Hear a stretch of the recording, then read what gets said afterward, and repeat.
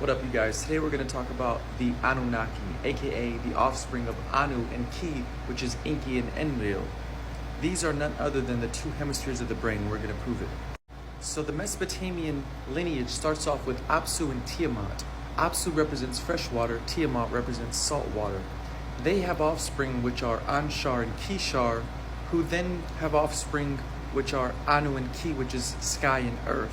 So sky and earth is Anu and Ki. Anu and Ki then have children, Enki and Enlil. These are the Anunnaki because they are the children of Anu and Ki. Enki is the lord of the earth, like his mother, and Enlil is the lord of the air, like his father.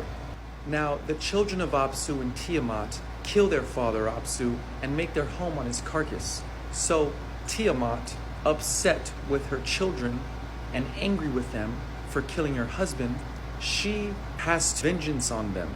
She represents chaos, and Apsu represents order. When you get rid of order, chaos returns. So now this is the story of the flood. These are the primordial deities, the mother and father of humanity, of the universe. God would be order, Apsu, and Tiamat would be the ocean that destroys the humans when they don't obey God. Chaos takes over. And that would be Tiamat, the salt water, the ocean. It transfers straight to the Bible. This would be Yahweh in the ocean. Apsu and Tiamat, masculine and feminine, as God, as the primordial deities of humanity. This even goes over to Egypt as Osiris and Isis. Osiris is here with his goatee, and Isis is here with her two bull horns, which is bovine, which is above. Feminine is above and masculine is below. Because you see, in Egypt, Geb, the masculine, was below, and Nut, the feminine, was above. In Greece, Uranos, heaven, was above, and Gaia was below. This is out of a book by Michael Mayer in 1618, and this circle, if you cut it in half, it has a square. The square represents matter, so this is half matter, half spirit. But it's also split down the middle, half masculine, half feminine. So you can split this horizontally or vertically. Above and below is masculine, feminine. Left and right is masculine, feminine. There's always the opposites, above and below, left and right. So in Mesopotamia, Anu was above, Ki was below, Enlil was the masculine left brain, Enki was the feminine right brain. Let's do Egypt now. Nut was above, Geb was below.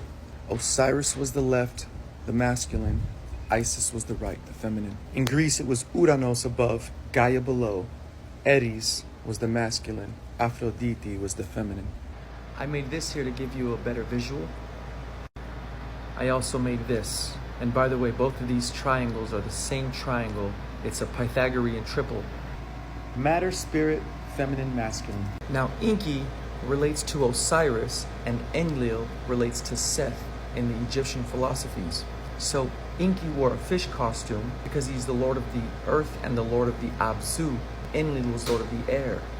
See, Enki is lord of the Apsu, not just the water but also the earth, because earth and water are the two feminine elements, where air and fire are the two masculine elements. So earth and water point down because they're heavier, air and fire point up because they're lighter.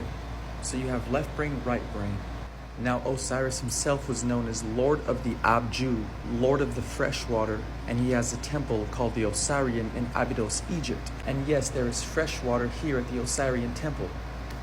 Now if you look at King Tut's sarcophagus, his crown had a vulture and a cobra. This is known as Wadjet and Nekbit.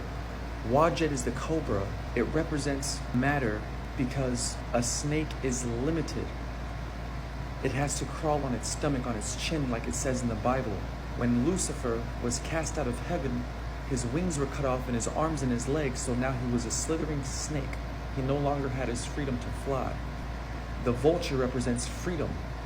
We must ascend from the root chakra up to the crown, so your snake must grow its wings and become a dragon. You're going from the left brain to the right brain. That's why this pharaoh is holding a winnowing flail which is used in fall time when you whip the wheat to make bread. It's for threshing the wheat, and this is a shepherd's crook during the springtime to herd the sheep. So you're balanced left and right and also up and down. This sarcophagus is symbolic for balance of the left and right, the top and bottom, root chakra, crown chakra, left and right hemispheres of the brain. That's why in the Bible the 2 tablets are inside the Ark of the Covenant, because this is your head. You have 2 cerebrum, which are the 2 cherubim on top of the Ark of the Covenant. Inside is the staff, which is your spine, and the Holy Grail, because your head is filled with oil. It says in the Bible, "Filleth my cup till it runneth over. You anoint my head." In the Bible, Jesus says, "I will separate the sheep from the goat." He will separate the left-hand path from the right-hand path, the righteous from the wicked. That's why Jesus sits at the right hand of God. It's the right brain.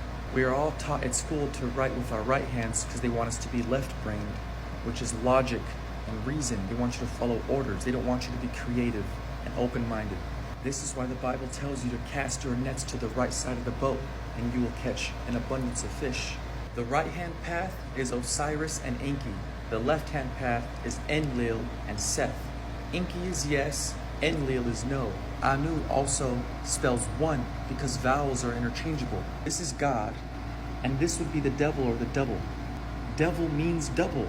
Diablo means double. In fact, the word Satan comes from the Hebrew word Hashatan, which means the opposer. The opposer means the opposite of. The opposite of God, or the opposite of one, is double or 2. Seek oneness, y'all. Okay, so this is the tricky part, but it's very simple. There were Nephilim on earth in those days, and also afterward when the sons of God came into the daughters of men and bore children unto them. So yeah, the etymology of the word Nephilim, this is a Hebrew word, it means fallen, Nephalin.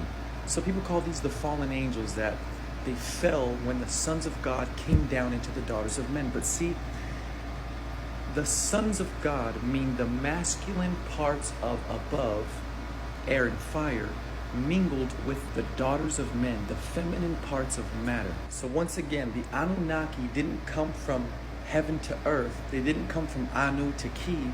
The Anunnaki are the offspring. Anunnaki is Enlil and Enki, the masculine and feminine left and right brain. They are the amalgamation of Anu, which is the masculine elements, and Ki, which are the feminine elements. Enlil was the god of air. Enki was the lord of the Apsu. Osiris is the lord of the Apsu, water Osiris, god of fertility. And King Tut wore both of them on his head.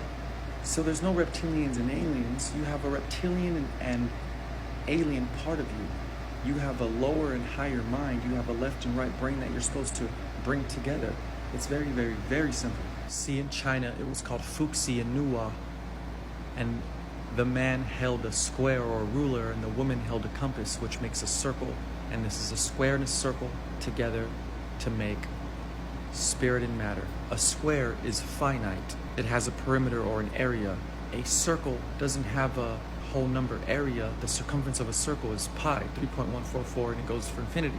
Man has a phallus, which is a masculine, and a woman has a womb, which is a feminine. Anu is heaven.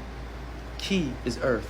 Anunnaki is you, human being, heaven and earth. It's that simple. Balance, my friends. Now this is my new children's book called Basement Boy and Attic Girl. This is Basement Boy, and up here is Attic Girl.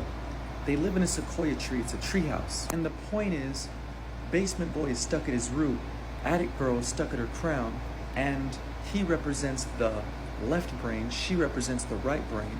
Together they're going to meet at the center of the house, which is the heart chakra, and it's going to be a very syncretic, beautiful way of learning about alignment and balance and harmony and seeking the treasures within the self.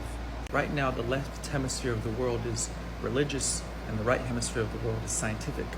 The Eastern philosophies of the world are religious and the Western philosophies are scientific.